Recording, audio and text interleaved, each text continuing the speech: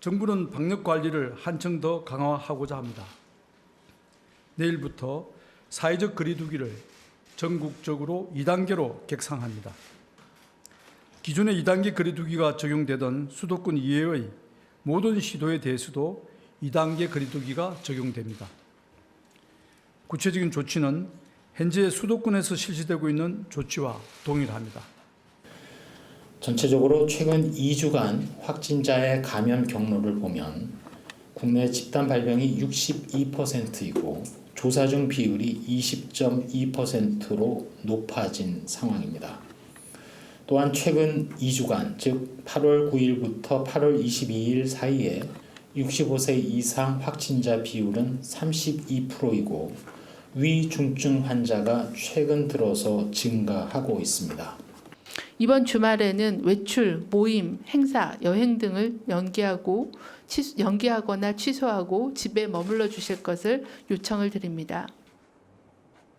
중앙방역대책본부는 전국적인 감염 확산 위험이 커지는 상황으로 코로나19 억제를 위해 수도권뿐만 아니라 모든 국민들께서는 2단계 사회적 거리두기 국민 행동 지침을 준수해 주실 것을 요청을 드립니다. 네, 보신 것처럼 코로나19 전국적인 확산세가 심상치가 않은 상황입니다. 교수님, 네. 일단 300명 연속, 이틀 연속 300명대 신규 확진자가 나왔다는 것, 이런 추세를 어떻게 해석해 볼 수 있겠습니까? 우선 이제 일주일 전으로 돌아가면 우리가 네. 이제 그 광복절 상황에서 많은 이제 집단 상황이 있었지 않습니까? 네. 그리고 그게 이제 이 잠복기를 감안하면 통상 잠복기가 짧게는 2, 3일에서 길게는 일주일 되기 때문에 예.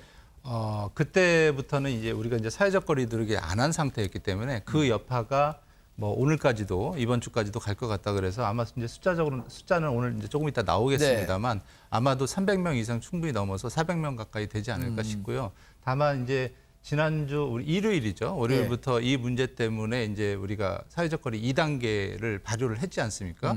그래서 전반적으로 그 기간부터 해서 조금은 이제 줄어들어서 그래서 이제 이 방역 당국에서도 이 거리두기의 효과가 아마 이제 다음 주부터는 조금씩 나타나면서 그게 얼마나 잘 발효가 됐나에 따라서 이 숫자가 좀 줄어드느냐 아니면 추가적으로 확산이 지속되느냐가 달려 있겠습니다.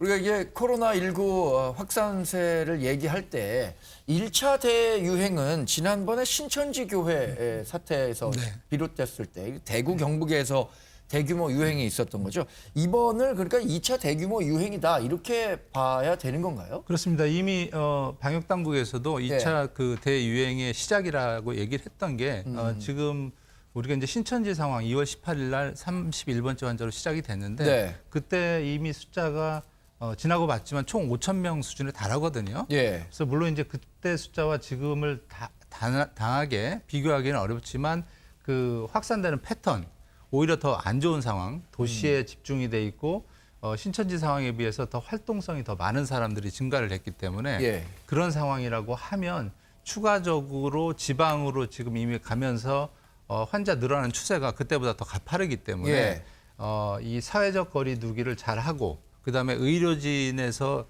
잘 방어를 하지 않으면 그때보다도 더 악화될 수 있는 상황. 특히 온도, 환경적으로 보면 이미 이제 가을로 접어들고 있지 않습니까? 그래서 바이러스가 활동하기에는 지금보다 더 좋은 상황이기 때문에 잘못하면 추가적으로 더 강한 2차 대유행이 시작될 수 있다 이렇게 보겠습니다. 네. 지금 제일 걱정되는 것은 이제 깜깜이 감염, 그러니까 감염 경로를 알기 어려운 사람들의 비중이 높아지고 있다는 거잖아요. 그러니까 우리가 추적을 할 수 있는 환자라면 이 사람이 왜 걸렸고 어떻게 걸렸으니까 이거를 차단하면 되겠다라는 확신이 서는데 그렇지 않은 사람들의 감염 비율이 높아진다는 게 걱정인 것 같아요.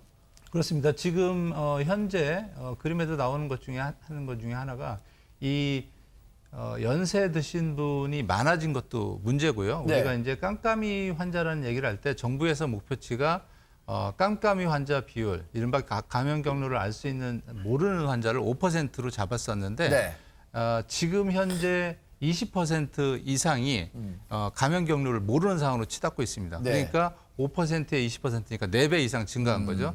그 말은 역학조사를 아무리 열심히 해도 역학조사 밖에서 생기는 네. 비율이 4배 이상 많기 때문에 특히 이제 더 문제가 깜깜이 환자가 이렇게 많은 거에다가 예. 무증상 감염이 많기 때문에 본인 스스로도 모르면서 네. 깜깜이 환자가 같이 연계가 돼서 방역 당국에서 조치를 못하는 상황으로 확산되는 추세가 더 늘어나고 있습니다. 우리나라의 그 감염 원인을 알 수 없는 비중과 해외 사례를 좀 비교해보면 어떻습니까? 우리나라가 굉장히 낮았었던 거죠, 그동안은. 그렇습니다. 우리는 이제 잘 아시겠습니다만 역학조사의 어떤 그 방법 이런 예. 게 이미 뭐 휴대폰 추적을 통한 거 잘하는 거 CCTV 그다음에 카드 등 해서 굉장히 고도화됐기 때문에 우리나라가 수사로 치면 이 포위망을 좁히는 어떤 그 능력이 탁월했는데 네. 최근처럼 감염 경로를 모르는 환자가 늘어나면서 아무리 수사 능력이 탁월해도 잡을 수 있는 그 범인의 그 양이 훨씬 줄어들기 때문에 뭐 해외에서는 이미 이런 걸 이제 포기를 했습니다. 어떻게 보면 역학조사를. 그리고 환자가 나타나면 수동적으로 치료하는 상황이었는데 지금 우리나라도 이미 역학조사만으로는 잡을 수 있는 게 한계가 도달했기 때문에 네. 그래서 이제 방역 당국에서도 국민들의 방역적인 노력이 같이 부합되지 않으면 네. 우리 손은 해결하기 어렵다는 얘기를 이미 한 것이죠. 네.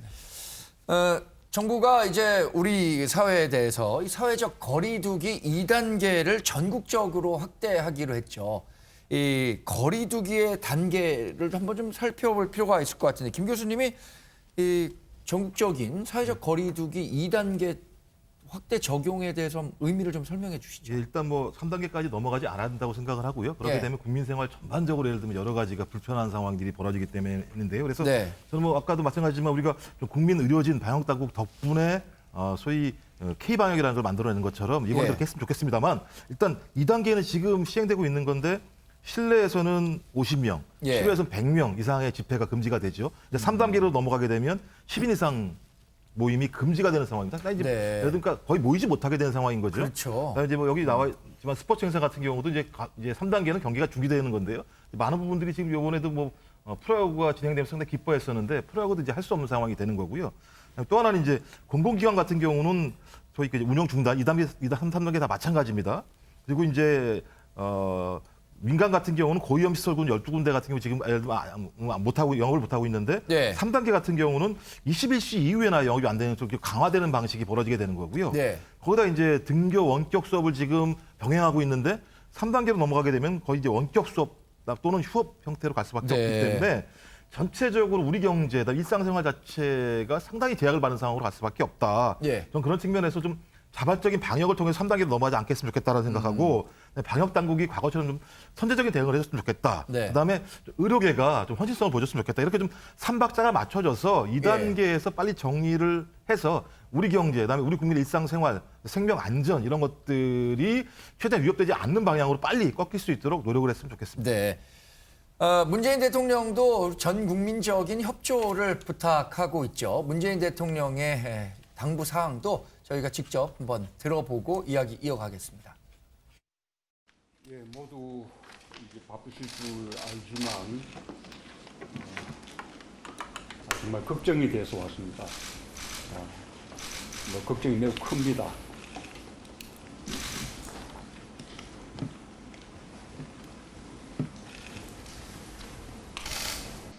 이 공권력이 살아있다라는 것을 국민들에게 꼭 보여주시기 바랍니다. 저는 평소에는 이 공권력은 행사가 최소화되어야 한다고 생각하는 편입니다. 그러나 이런 감염병에 대한 방역이라든지 재해 재난에 대한 대처 이런 경우는 국민 공동체의 생명과 안전에 직결되는 문제이기 때문에 공권력이 충분히 국민을 보호하는 그 역할을 다 해야 합니다. 공권력이 충분한 대응을 하지 못해서 시속한 역학조사를 하지 못하고 필요한 조치를 취하지 못하고 그 바람에 방역에 구멍이 생겨난다면 그것은 정말 국민들께 면목이 없는 일이라고 하지 않을 수 없습니다. 코로나19가 우리나라에 들어온 이후에 최대의 위기라고 말할 수 있을 것 같습니다. 그 위기의 중심에 서울이 있습니다. 서울의 방역이 무너지면 전국의 방역이 한꺼번에 무너진다고 말할 수 있습니다. 이런 엄중한 이런 시기에 그 서울시장의 그 부재가 주는 공백이 크다라는 말이 있습니다. 그러나 그건 그렇지 않습니다. 지금 시장 권한 대행이 시장의 역할을 충분히 이렇게 해주고 있습니다. 네, 신규 확진자 수가 이틀 연속, 그러니까 목요일과 금요일 이틀 연속 300명대를 넘어서면서 전국적인 확산 가능성을 걱정하고 있죠. 이제 잠시 후면 지난 토요일, 그러니까 어제죠. 어제 24시간 기준으로 새로운 확진자 수가 몇 명이 되는가, 이게 관심인데 그 내용은 잠시 후에 저희가 파악이 되는 대로 전달해 드리도록 하겠습니다. 정부는 일단 이번 주말이 상당한 고비로 보고 이번 주말은 가능한 한 집에 좀 머무십사 이렇게 요청을 드리고 있죠. 그러나 뭐 이렇게 꼭 집에만 머물 수 없는 상황이 발생할 수도 있죠. 이런 부분들도 조금씩 전문가들과 얘기를 하도록 하겠습니다. 네, 지금 들어온 소식을 종합해 보면요. 코로나19 어제 확진자 수는 397명으로 지난 목요일과 금요일보다도 훨씬 많아졌습니다. 지역 발생, 그러니까 국내에서 발생한 사람들이 387명이네요. 400명에는 조금 미치지 못하지만 굉장히 큰 폭으로 증가했다는 점을 알 수가 있습니다. 교수님, 일단 397명에 대한 평가는 어떻게 하십니까? 네, 지금 이제 보니까 이제 300명대가 금요일 날 324명, 토요일 332명, 네. 오늘 이제 397명에서 숫자가 엄청난 숫자입니다. 사실은 네. 이제 지금 300이라는 숫자는 신천지 때 2월 29일 날 900명 이상 도달한 다음에는 급속히 떨어졌거든요. 네.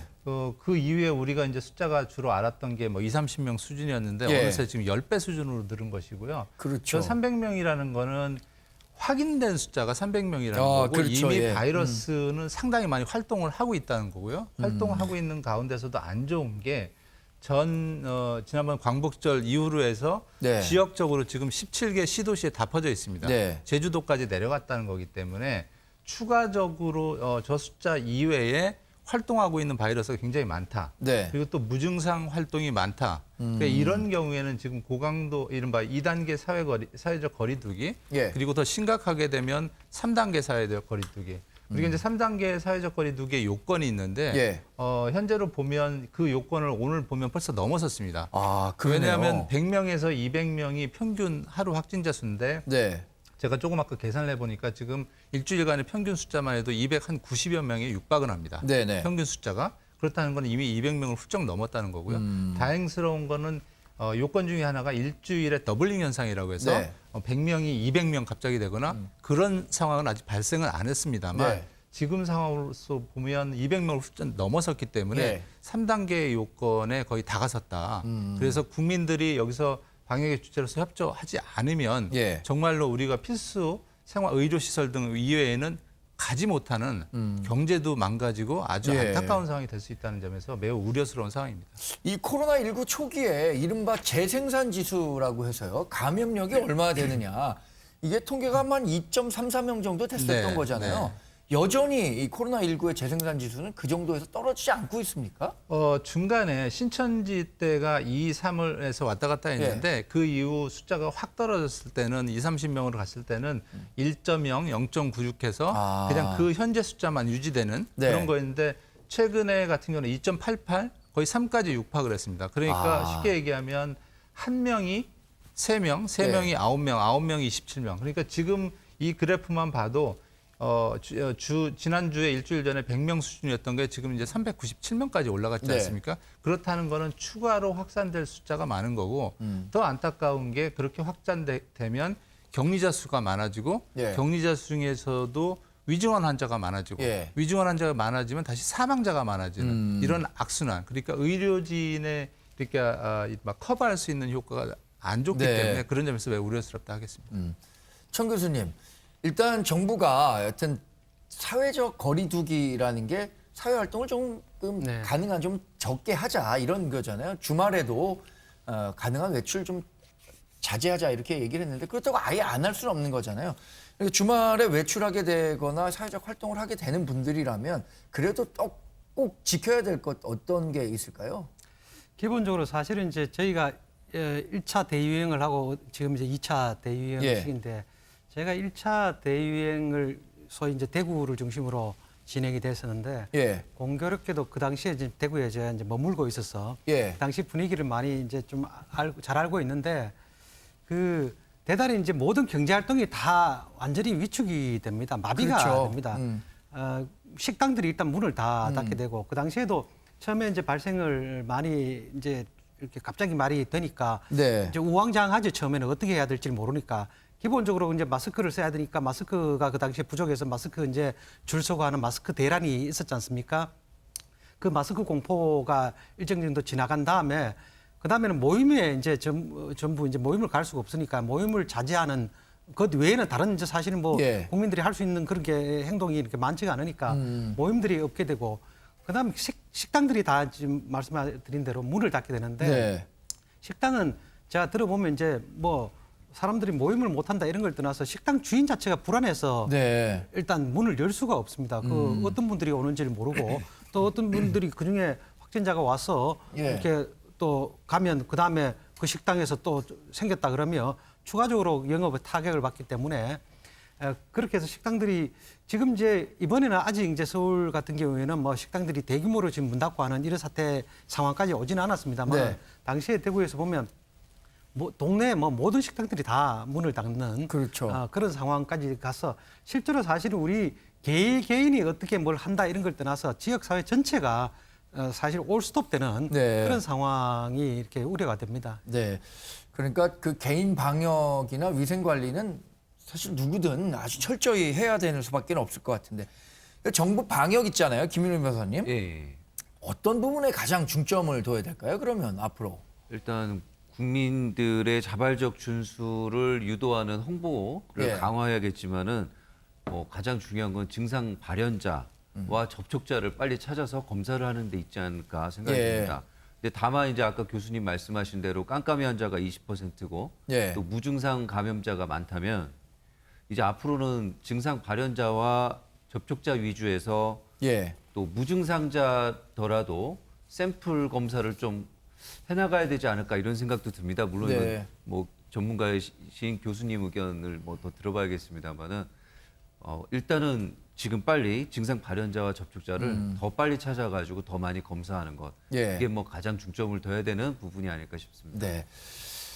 이 코로나19 환자들 이제 코로나19에 완치됐다는 분들도 굉장히 많고요. 여전히 코로나19에 따른 후유증을 호소하는 분들도 가끔은 있다고 하고 그래서 궁금한 게 여러 가지가 있습니다. 일단 네, 네. 코로나19를 한번 경험한 분들이 겪게 되는 후유증 같은 게 그렇게 심각한가요? 어떻습니까? 지금 보고된 거. 글쎄요. 지금 이제 우리나라에서 1월 20일 이후에 170만 건이 이제 검사를 했고요. 참고로 1% 정도 이제 17,000명, 오늘 기준으로 네. 17,000명 정도가 이제 이른바 걸리신 거죠. 우리가 170만 명이나 네. 검사를 했습니까? 네. 그래서 굉장히 이제 많은 인구가 했네요. 그렇습니다. 그리고 이제 그중에 안타깝게 돌아가신 분이 이제 309명 정도인데 네. 그 이외에는 이제 경험을 하신 거죠. 네. 그래서 이제 뭐 최근에 이제 아주 안타까운 뉴스 중에 하나가 우리 그 부산대의 모 교수께서 네. 이 코로나 상황에 대해서 자기가 경험을 한 거를 일반적으로 쉽게 예. 젊은 분들은 아무 증상 없이 낫는다라고 했는데 본인이 경험하신 거를 저렇게 이제 네. 그 페이스북에 올려놓으셨어요. 그렇죠. 근데 이분이 이제 5가지로 설명했는데 첫 번째로는 브레인 포그라고 그래서 머리가 이렇게 멍해지고 아무 생각이 없는 그런 상황. 또 앉아 있으면 불편한 거, 속 쓰린 거, 또 위장에 통증이 발생하는 거, 네. 그리고 굉장히 불안한 거, 예. 만성 피로감을 느끼는 거. 그래서 이제 통상적으로 우리가 아는 코로나는 뭐 나으면은 그냥 괜찮은 거 아닌가라고 얘기를 했는데 이분의 경험치로는 완치라는 게 아니고 그냥 일부 회복됐을 뿐이지 완치는 아니다. 그러함으로 젊은 사람들도 그렇고 다른 사람들도 굉장히 조심해야 된다. 네. 이런 경각심이 있는 상황인데요. 예. 다만 이제 저분의 상황이 예. 코로나로 인해서 대표적으로 발생하는 사례는 아닌 것이고요. 또 굉장히 경증도 있습니다. 뭐 그러니까 아까, 네. 개인차가 굉장히 큰 것 같아요. 그렇습니다. 그 저희 언론계에서도 일부 감염이 확진된 그 동료 기자가 있었는데 그 친구하고 제가 통화를 했을 때는 자기는 한 2, 3일 정도 몸살을 세게 앓는 정도 이후에는 크게 뭐 증상이 없었다 이렇게 얘기를 그렇습니다. 하더라고요. 그래서 낫는 사람들의 아마 이제 나중에 이제 보건당국이 지금 바쁘니까 그렇긴 하지만 낫는 사람들이 추후에 예후가 어떻게 되는지 네. 경증인지 중증인지도 확인을 해서 국민들한테 정확한 정보를 전달하는 게 네. 가장 중요할 것 같습니다. 왜냐하면 한쪽 얘기만 듣다 보면 네. 거기에 대해서 정확한 판단을 내리기가 좀 어렵습니다. 그래서 제일 이제 관심이 가는 것은 코로나19에 대한 백신이라든가 치료제가 어느 정도 개발 수준에 도달했느냐 이 부분일 텐데요, 교수님. 네. 이미 러시아에서는 푸틴 그 러시아 대통령이 러시아에서 개발했다, 우리 딸도 맞힐 거다 이렇게 얘기했는데 국제사회에서는 크게 신뢰를 하지 않는 것 같고요. 네. 미국은 마더나라는 기업은 이미 3상에 돌입했다. 연말에 백신을 개발할 수 있을 것이다라는 희망적인 전망을 내놓고도 있는데 교수님이 종합적으로 아주 객관적으로 평가하신다면 어떻게 예상하세요? 우선 그 러시아 거는 뭐 안전할 수도 있습니다만 네. 방법론상에서 백신이라는 거는 1상, 2상, 3상 그러니까 이제 안전성, 효과성 그다음에 다량의 사람들에게 맞춰야 되는데 러시아 같은 경우에는 이제 그런 걸 하지 않은 게 문제고요. 뭐 실제로 효과가 있었습니다만 국제사회에서는 아직 인정을 못 받는다. 그리고 지금 말씀했던 거 미국에서 했던 그 모더나 같은 기업에서는 이제 1상, 2상 이미 3상을 돌입했기 때문에 3상에서 안전성이나 이런 게 모든 게 확인이 되면 연말께 해서 이제 자국민들한테만 먼저 뿌리는 상황이 될 거고요. 우리나라 같은 경우 현재 우리나라도 이제 백신 정부 추진 위원회가 있습니다. 그래서 있어서 아스트라제네카, 뭐 노비백스에서 한 20% 정도를 우리가 이제 받는 것으로 했는데 문제는 이 받는 시기가 뭐 미국처럼 빨리 받는 것이 아니라 아마도 빨라야 뭐 내년 초나 중반으로 넘어갈 것 같고요.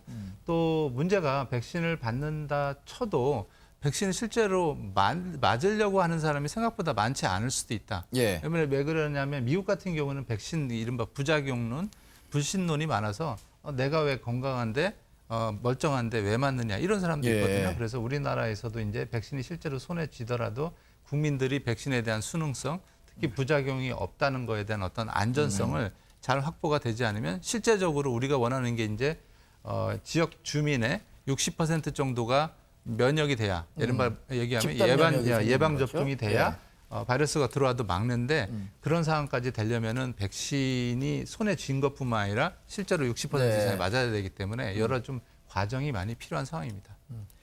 근데 이 백신 개발 전쟁, 글로벌 전쟁이 아주 치열하잖아요. 그렇습니다. 근데 일부 보도를 보면 어느 나라가 백신을 먼저 개발하든지 간에 대량 생산 능력을 가진 나라는 몇 개 되지 않아서 우리 제약사들이 굉장히 그 덕을 볼 수도 있다. 이런 그 분석 기사도 있던데 이건 어떻게 보십니까? 맞습니다. 이제 그 특히 이제 지금 이 백신 같은 경우는 세계적으로 한 나라만 독점하면 안 된다는 게 기본적인 국가 간의 생각이고요. 그래서 특히 WHO 같은 경우에서도 백신의 적어도 20% 정도는 국가가 평균적으로 같이 배분돼야 되는 생각이기 때문에 특히 우리나라 기업들이 그런 어떤 생산 능력에 대해서 상당히 좋기 때문에 실제적으로 백신이 뭐 특허나 이런 거에 대해서 엄청난 분쟁만 없으면 전체적으로 백신의 이른바 공급하는 거 우리나라 이외에 이제 후진국 좀 이제 요즘 후진국이란 말을 안 쓰고 저소득 국가라고 쓰는데 그런 국가에 배분할 때는 상대적으로 경제적으로도 우리 이번에 이제 진단 검사에서 기업들뿐만 아니라 백신을 공급하는 데서도 여러 가지 좋은 어떤 기회가 될까 그런 생각도 해봅니다. 네, 어제 신규 확진자 수가 397명이라고 질병관리본부에서 지금 발표를 했는데 지역별로 살펴보니까 서울이 138명, 경기도가 124명, 그러니까 서울과 경기, 수도권이 262명, 인천을 포함하면 뭐 대략 한 300명 정도, 그러니까 397명 가운데 300명 가까이가 수도권에서 확진자가 나왔다, 이런 통계가 집계돼 있습니다.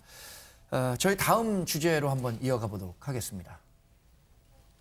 우리가 먼저 제안을 해서 만났어요. 뭐 더 통상적인 얘기를 갖다가 들었을 뿐이에요. 질병관리본부에서 지금 이 코로나 사태에 대해서 예의주시하고 있기 때문에 질병관리본부에서 전문적으로 어떤 얘기를 하느냐 하는 것이 가장 중요하다고 생각하기 때문에 그거를 청취하기 위해서 오늘 여기 내려온 겁니다. 1분 1초가 바쁜 정은경 본부장을 앉혀두고 훈계를 한 것으로밖에 볼 수 없습니다. 혹여나 방역 업무에 방해가 될까 대통령도 방문을 자제하고 국회 상임위에서도 출석 요구를 하지 않고 있는 상황입니다. 그런데 공당의 대표가 질병관리본부를 방문한 것도 모자라 총괄 책임자의 시간까지 빼앗으며 면담을 했다는 것은 도저히 납득할 수 없는 일입니다. 네, 김종인 미래통합당 비대위원장이 질병관리본부를 방문해서 정은경 본부장을 격려했는데 이것을 두고 정치권에서는 또 논란이 되고 있습니다. 그러니까 글쎄 왜 이게 논란이 되고 있는지 한번 이야기는 들어보도록 하죠. 우리 김 교수님, 네. 이게 왜 이렇게 논란이 되고 있는 거예요? 뭐 야당 당 대표가 지금 가장 중요한 국가적인 사안인 코로나19 대책과 관련해서 예. 어떤 거기에 대한 입장을 발표하고 행보를 할 수는 있다고 생각을 해요. 예. 근데 이제 뭐가 문제냐면 방역당국에서 얘기한 게 뭐냐면 가장 급박한 주말이었다. 예. 그리고 가장 최대 고비다. 이런 상황인 거죠. 그렇다면 어느 때보다 방역당국이 가장 여기 집중해서 해야 될 상황인데 예. 다 아시겠지만 야당이든 여당이든 고위급이 움직이게 되게 되면 거기에 따른 의전이 따를 수밖에 없게 되는 거고요. 그런 부분에 대한 부분이 충분히 있는데 굳이 왜 이 시점에 거기 가려고 하느냐. 오히려 조금 지나고 난 다음에 가도 뭐 나중에 잘 방역을 한 다음에 이제 가도 상관이 없는데 이런 측면이 분명히 있는 것 같고요. 이제 예. 또 하나는 비교인 것 같아요. 그러니까 소위 그 8월 15일 날 광화문 집회와 관련해서 네. 야당이 신속하게 거기에 대한 절연 아니면 비판을 하기보다는 약간 좀 시간을 끌 측면이 있지 않았습니까? 예. 그럼 그런 측면에서 예를 들면 야당이 이런 부분과 관련해서는 좀 뒤늦게 대응을 하면서 질병관리본부를 방문하는 걸 빠르다라고 하는 비교적 평가를 했을 때 이게 뭐 나름대로 의도가 있는 거 아니야라고 하는 예를 들면 나름대로 의구심이 분명히 있다는 생각이 들어요. 하지만 저는 뭐 그걸 다 떠나서 여당도 마찬가지지만 좀 이렇게 좀 국가적으로 중대한 사안이 있으면 예. 좀 개별적으로 문제 제기하실 게 아니라 당이 공식적 입장을 제기해서 대변인의 논평을 하는 방식으로 해야지. 네. 안 그렇게 되면 여야 뭐 모두 마찬가지지만 진짜 코로나19에 대해서 급하게 생각하는 거예요. 여야가 이렇게 느낄 수 있다는 생각이 들기 때문에 전 지금은 좀 방역 당국에 힘을 실어줘야 된다. 그리고 예. 여야 정치권은 좀 정쟁을 유발하지 말아야 된다는 생각이 들고요. 네. 좀 그런 측면에서 좀 이번 사태 같은 경우는 교훈을 삼아야 될 것 같고 더 이상 정쟁하지 않았으면 좋겠어요. 이 문제 가지고. 네. 제가 볼 때는. 청 교수님, 어떻게 생각하면 미래통합당에서는 좀 억울할 수도 있을 것 같아요. 아니, 저 방역 잘해달라고 격려하는 차원에서 방문했는데 이걸 가지고 막 너무 이렇게 공격을 하는 거 아니냐 이렇게 판단할 수도 있을 것 같아요. 제가 생각해도 이제 사실 좀 신경질적인 지금 반응을 정부 여당에서 지금 보이는데 이 반응 자체가 좀 조금 과잉이다, 예. 의외다 이런 생각을 하게 됩니다. 어떻게 보면 지금 이 방역을 하는데 국민의 협조가 지금 대단히 중요한 상황이고 그러면 그중에서도 야당의 협조도 대단히 중요한 상황입니다. 제가 이제 정부 저 입장이라면 야당 보고 뭐 선제적으로 가서 좀 이렇게 이야기 듣고 좀 더 협조를 해라 이렇게 요청할 수도 있는 그런 상황이거든요. 그런데 야당 대표가 갔다고 해서 저렇게 이제 뭐 과하게 이렇게 반응을 하는 게 저로서는 좀 이해가 안 되고 예. 과거에도 이제 메르스 사태 때 예. 문재인 그때 이제 당시 야당 대표가 메르스 사태가 진전되고 한 보름쯤 있다가 질본을 방문한 적이 있습니다. 대표 예. 자격으로. 그 당시에 이제 가서도 대단히 이제 물론 한참 진행 중이니까 조심은 했습니다만은 예. 초기 방역이 실패했다 이런 이야기를 합니다. 그 질본한테 관계자들한테. 그리고 당시에는 국회의원들하고 충북지사하고 뭐 대거 동원을 해서 이렇게 갔는데 예. 그 당시와 비교해 보면 이번은 대단히 이제 단촐한 방문이고 상당히 자제해서 이제 갔다 이렇게 보는데 그런데 이제 과잉 반응을 보였다는 게 조금 저는 과하다 이런 생각이 들고 또 하나는 지금 이제 이번에 질본을 방문할 때 야당에서 먼저 제안을 했다고 이제 이야기를 하지 않습니까? 예. 그럼 제안을 했으면 지금 저 이야기대로 1분 1초가 아까운 상황이면 질본에서 그걸 거부하면 됩니다. 거부한다고 해서 질본을 욕할 사람은 없습니다. 지금 예. 상당히 어려운 시기니까 조금 지난 다음에 와주십시오. 이렇게 거부하면 되는데 질본에서 수용을 한 거거든요. 야당에서 저 방문했을 때. 네. 저는 질본 입장에서는 야당의 협조를 얻는 게 나쁘지 않다고 생각했기 때문에 이렇게 수용했지 않았을까 이렇게 생각을 합니다. 네.